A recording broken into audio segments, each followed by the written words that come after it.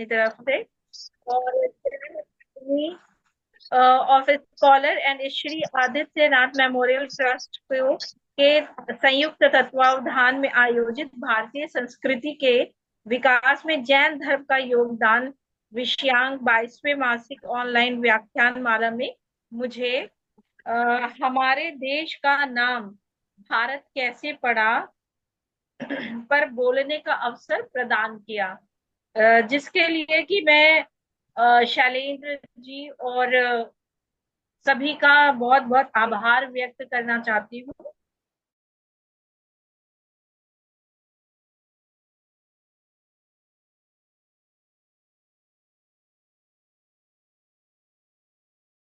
जैसा कि हम लोग आज तक यही जानते थे कि हमारे भारत का नाम, अ, सबसे पहले तो प्रश्न यही आता है हमारे सामने कि हमारे भारत का नाम भारत कैसे पड़ा। यानी कि कभी हमारे देश का नाम भारत है, इंडिया है या फिर हिंदुस्तान, तो शायद हम ठीक ठीक उत्तर नहीं दे पाएंगे यदि कोई हमसे पूछता है, क्योंकि हमें इसका सही उत्तर पता ही नहीं है। अब तो खैर पता चल गया है। यूं कहें कि हम पुस्तकों में भारत देश का नाम कभी भारत, कभी इंडिया और कभी हिंदुस्तान लिखा पाते हैं, जो अंग्रेजी में इंडिया, हिंदी में भारत और उर्दू में हिंदुस्तान कहा जाता है। जिस देश को हम भारत कहते हैं, उसका नाम कब, कहाँ और किस आधार पर रखा गया, इसके विषय में हमारे इतिहासकारों में मतभेद है। कुछ विद्वानों का मानना है कि भारत देश का नाम दुष्यंत शकुंतला के पुत्र भरत के नाम पर पड़ा। ये बात हम लोग बचपन में पुस्तकों में पढ़ चुके हैं। और तो कुछ उसे जैन धर्म के प्रथम तीर्थंकर ऋषभ देव जी के बड़े पुत्र चक्रवर्ती भरत जी के नाम पर पड़ा। अधिकांश विद्वान इसे स्वयंभू मनु के पौत्र नाभिराज के पुत्र आदित्य अदिति तीर्थंकर ऋषभ देव के पुत्र चक्रवर्ती भरत के नाम से भारत मानते हैं।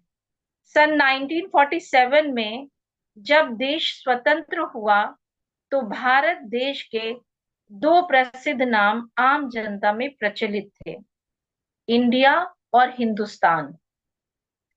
ईसा से 376 वर्ष पूर्व यूनानियों ने भारत पर आक्रमण किया और ये लोग पंजाब की सिंधु नदी को इंडस कहते थे। इसी आधार पर इंडिया नाम प्रचलित हुआ। माना जाता है कि अंग्रेजों ने भी अपने शासन काल में इसी नाम यानी कि इंडिया को ही अपनाया।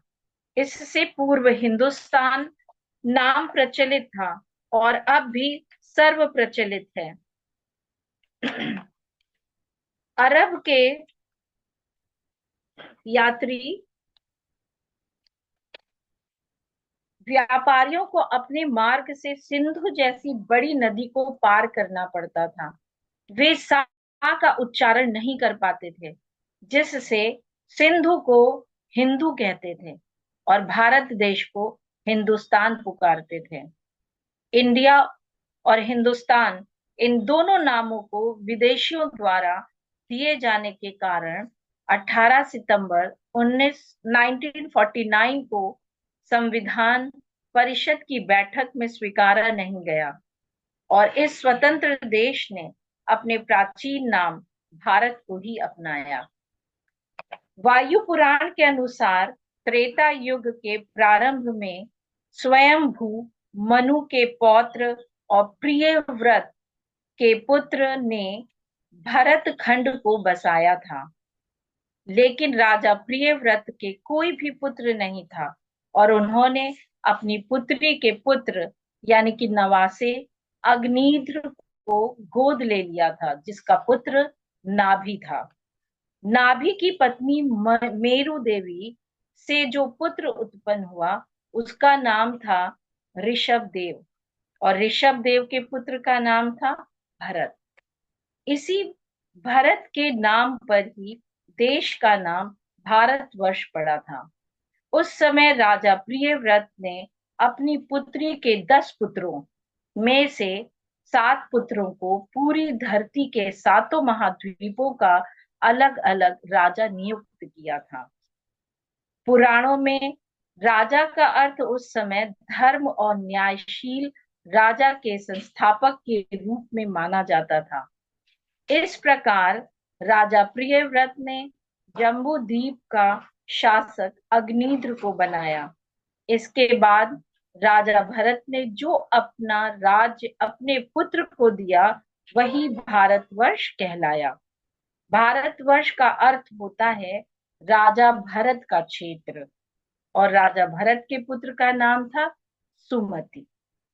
ये भूमि तब से भारतवर्ष के रूप में जानी जाती है, जब से पिता अपने पुत्र भरत को राज्य सौंप कर तपस्या के लिए जंगल गए। चक्रवर्ती भरत ऋषभ देव के 100 पुत्रों में ज्येष्ठ थे। भरत ने सभी 6 खंड पृथ्वी जीतकर प्रथम चक्रवर्ती का रूप धारण किया था।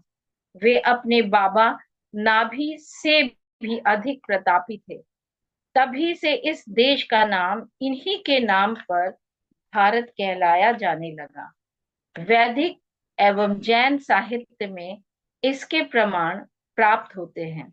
बौद्ध साहित्य में ऋषभ देव एवं भरत को आदि राजाओं में माना जाता है। पुरातात्विक दृष्टि से सम्राट खारवेल का हाथी गुम्फा शिलालेख, जो 2000 वर्ष से अधिक प्राचीन है,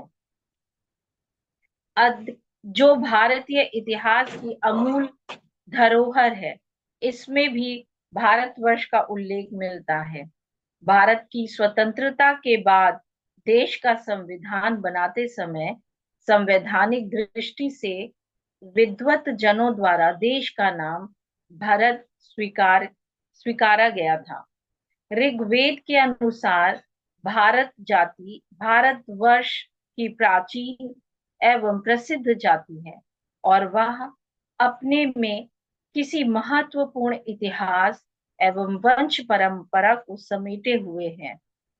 निरुक्तकार लिखते हैं कि भारत आदित्यस्य या भारती अर्थात भरत सूर्य और उसकी शोभा भारती है। इसका तात्पर्य सूर्यवंशी भरत के नाम पर इस देश का नाम पड़ा, ना कि चंद्रवंशी भरत दुष्यंत शकुंतला के पुत्र के नाम पर। यह उल्लेखनीय है कि ऋषभ देव तथा यजुर्देव की ऋचाओं और मंत्रों में भारती का संबंध आदित्य सूर्यवंशी भारत से बताया गया है। ईसा पूर्व 1150 में दशराग्य युद्ध हुआ था। यह युद्ध आर्य और भरत जातियों के बीच हुआ था। विश्वामित्र ने भारतों का नेतृत्व किया था। ऋग्वेद में इस बात का उल्लेख मिलता है। महाभारत भारतीय संस्कृति तथा परंपराओं का महाग्रंथ है। प्रश्न ये होता है कि इसे महाभारत क्यों कहा गया? महर्षि व्यास स्वयं कहते हैं, इस ग्रंथ में भारतवंशी क्षत्रियों के महान वंश का वर्णन किया गया है, अतः वह भारत कहा जाता है। मनु के 2 पुत्र हुए, देवभ्राट और सुभ्राट। सुभ्राट के 3 पुत्र हुए, दश ज्योति, शत ज्योति और सहस्र ज्योति।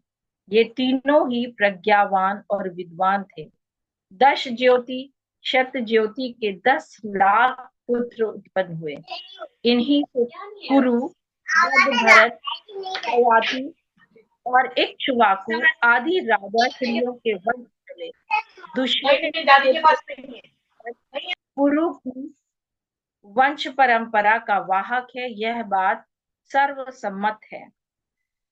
डॉक्टर कुमुद मुखर्जी ऋग्वेद कालीन भारतवर्ष का भौगोलिक वर्णन करने के अनंतर लिखते हैं, यह प्रदेश कई जनों में बटा हुआ था, जिससे जिसमें से कुछ प्रधान जनों के नाम मिलते हैं, जैसे गांधारी, मूशवंत, अंद्रोहा और तुर्वंश, पुरु और भरत। यहाँ पुरु और भरत दोनों का पृथक पृथक उल्लेख ये भली भांति प्रमाणित करता है कि भारत जाति दुष्यंत शकुंतला के पुत्र भरत से कई शताब्दियों पूर्व भी यहाँ विद्यमान थी। डॉक्टर मुखर्जी आगे और स्पष्ट करते हैं कि